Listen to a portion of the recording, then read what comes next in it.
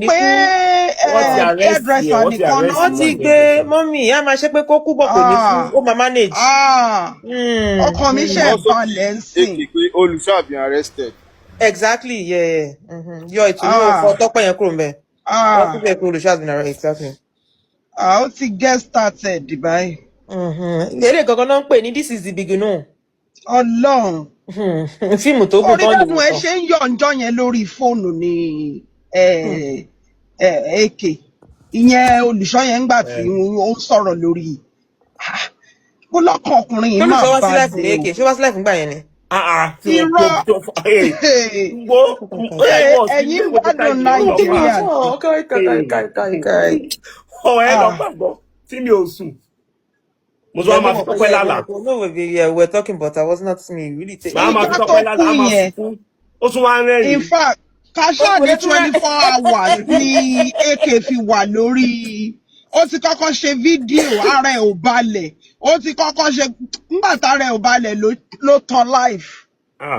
Ọlọ́run ó lọ fà ó. Olúwa ṣeun bẹ́ẹ̀ ni Ọlọ́run ṣeun pé wọ́n rí ẹmú yẹn. Ọlọ́run ṣeun. Yakubu manage. You go dey do like say make you die. Olórí ẹ̀kú yóò ayé Wàláì. ti pa. Ó ní kú but wá dé wo. Mo ti lórí Wàá eléyìí. dé àlàyé ará àwọn nǹkan máa kọ lẹ́tà tẹ pé kó bóyá kó bí àsìkò tó Ọpẹ́ kó ni máa o, bọ̀. ọpẹ́ ni ọkọ mi o. Pé kó máa bọ̀. Ọpẹ́ ni o. AK àwa gan a ní IPO kan ní station yẹn. Wàláì kò lè bọ́ yẹn kò lè bọ́nú ẹ̀ wọ́n àtẹ̀jẹsà yẹn Àbò ti bọ́ náà ẹ̀ ni. wọ́n padà ń tẹ irọ́. Tó bá ẹ̀yin tèmi a dúpẹ́ lọ́wọ́ Ọlọ́run wípé wọ́n ti padà àrẹ́sìtì ọkọ arábìnrin tí ó jáde láyé yìí Tèmítọ́pẹ́ Ọ̀ṣọ́bà wọ́n ti àrẹ́sìtì rẹ̀ o. ẹ̀yin tèmi ẹ jẹ́ ká gbọ́ látẹnu Akeem ọkọ àwọn single mother bí ọ̀rọ̀ yìí bí ó ṣe tẹ̀síwájú sí ewu rẹ̀ ṣe rí ẹ jẹ́ ká gbọ́.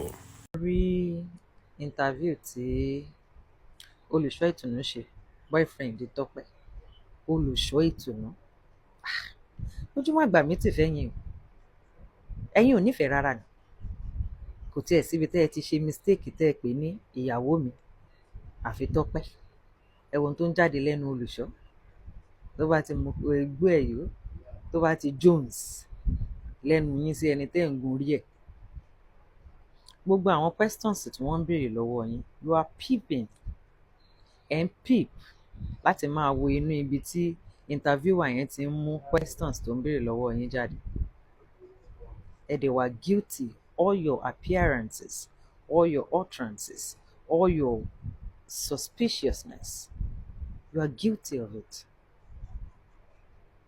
ẹ̀yin ò nífẹ̀ẹ́ rárá ni kò síbi tẹ́yin ti pè ń yàwó yín rárá àfi Tọ́pẹ́ ẹ ṣe kúkú máa pè ní Tọ́pẹ́ Jones ó ṣe fún yín o ó ṣe fún yín ojúgbà mi ti fún yín as olùṣọ́ ẹbọn náà ẹjọ́ mu gbó ni kí lẹ wá ní Tọ́pẹ́ nìkan ló mu gbó sí ẹbọn náà yín méjèèjì lẹ́jọ́ mú tó bá tiẹ̀ mú àsìyá yard ó ní ẹ jẹ́ kí gbogbo àwọn ẹlẹ́ṣẹ̀ wá sílé mi àbí ní tí ìwé mímọ́ yín sọ kọ́ nìyẹn torí ìwé mímọ́ náà la fi gba àwọn kan níyànjú tí bàbá kan bẹnu wẹ́kẹ́wẹ́kẹ́ bíi gbárù mi ti ẹ̀ bínú pé ó gbé picture mi sókè tèmi èmi náà ń gbé picture èèyàn sókè wọ́n tó mẹ́nu ba ìyálákù ìyá ẹ̀ tó ti kú nínú kòtò I no get your time ṣùgbọ́n kí ló máa ń ṣe ẹ̀yin tá a máa ń pè ní olùṣọ́ sójú yín ò lè rí kó má kú òní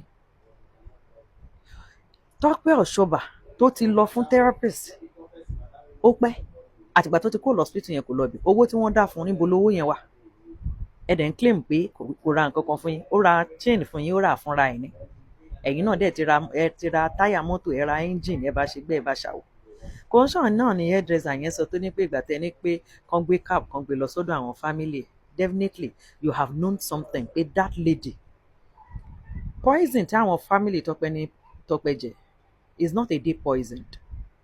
If really is true, it's not a day poisoned. It's a gradual poison tí wọ́n ti ń poison ẹ̀ díẹ̀díẹ̀. If really is true. But olùṣọ́ Tọ́pẹ́, àbí olùṣọ́ ìtùnú,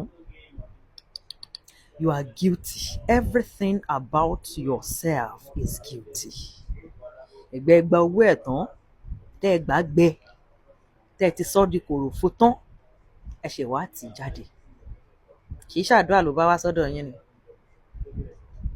láti bí àdúrà ó di pé ẹ̀ ń lọ wò lọ́ọ́sìpítù láti wíwò lọ́ọ́sìpítù ó di pé ó ń pè yín ní ọkọ mi ọkọ mi ọkọ mi ọkọ mi ọkọ mi ọkọ mi ní Tọ́pẹ́ Ọ̀ṣọ́bà sọ títí tó fi gbẹ́mìí mì ẹ̀yin ò ṣe mistake pé níyàwó yín níbi tó ti ń interview yín ó ṣe fún yín o ó ṣe fún yín o ó ṣe fún yín sà and ẹ má lọ ṣe mistake ní owó ẹ má lọ ṣe mistake ní owó ní time tí Tọ́pẹ́ kù yìí to the next 5 years ẹ má ṣe mistake ní owó torí tí wọn ò bá get justice fún Tọ́pẹ́ tẹ́ ẹ bá lọ ṣe mistake ní owó àwọn ọmọ Nàìjíríà lè sọ yín lóko pa because with the way tí things ṣe wà ńlẹ̀